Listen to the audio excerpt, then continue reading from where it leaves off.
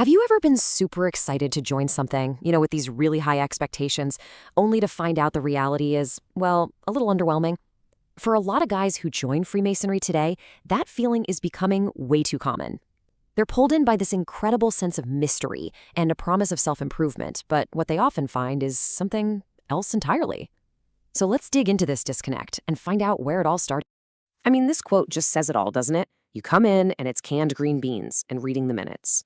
You're expecting ancient wisdom, maybe a life-changing journey, but instead you get administrative chores and, yeah, a pretty basic meal. It's this huge gap between the mystique and the mundane that leaves a lot of new guys just wondering, wait, is this it? But here's the thing. This isn't some new modern problem. Nope. The seeds for this were actually planted over 200 years ago. To really get why a lodge meeting can feel more like a business meeting than a philosophical quest, we have to go back in time. We have to look at two key figures whose ideas are, believe it or not, still clashing in lodges all across America today. So in one corner, we have William Preston, who you can think of as the meticulous scholar. And in the other corner, we've got Thomas Smith Webb, the pragmatic entrepreneur. These two men with two totally different visions for what Masonry should be, they're the ones who really set the stage for the tension we're talking about today. Okay, let's break this down. You've got Preston, the scholar. For him, Masonry was this endless quest for knowledge. His lectures were deep, they were academic, and he was always tweaking them. His whole goal was to make Masons think. Then you have Webb. He was all business. He looked at the new, sprawling United States and saw a need for unity and consistency. So he took Preston's complex work, simplified it, and created a standardized system that was super easy to copy. His goal wasn't to make Masons think, but to make them uniform.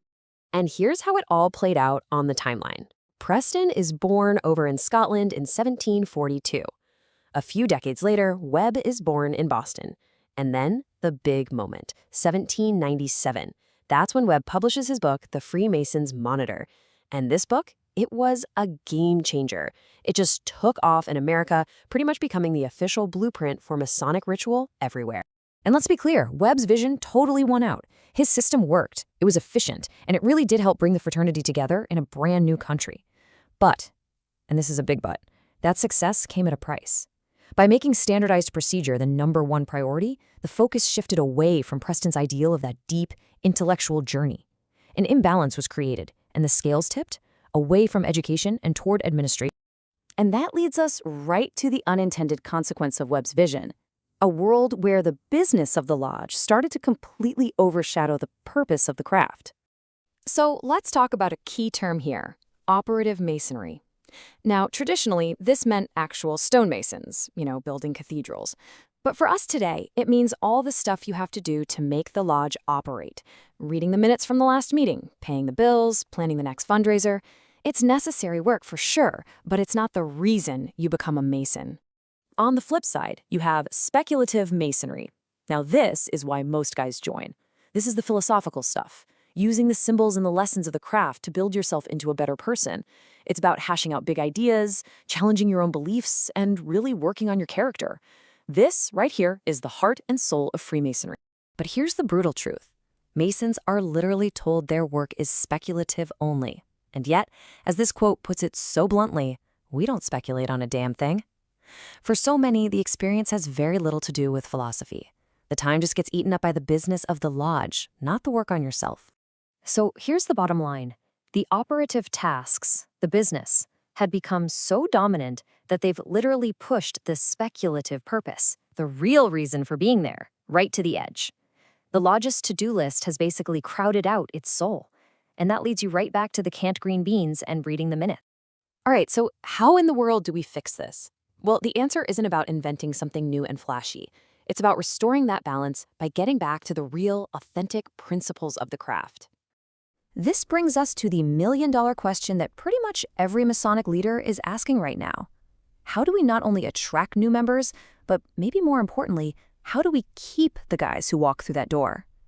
And the answer is not a slick new marketing campaign, or a fancy website, or adding a bunch of gimmicks like fish fries and gun raffles. It's simpler, and also harder than that. It's about getting back to basics and making the Masonic experience itself so valuable that men would never dream of leaving. So the path forward is really a return to form. First, we've got to restore that intellectual rigor. Make the lodge a place where you go to actually learn something. Second, emphasize quality over quantity. 10 amazing meetings a year are way better than 20 mediocre ones. A man's time is his most precious asset. Don't waste it. And third, be unique. Stop trying to add all this other stuff and just do Freemasonry. That's its unique value, right there.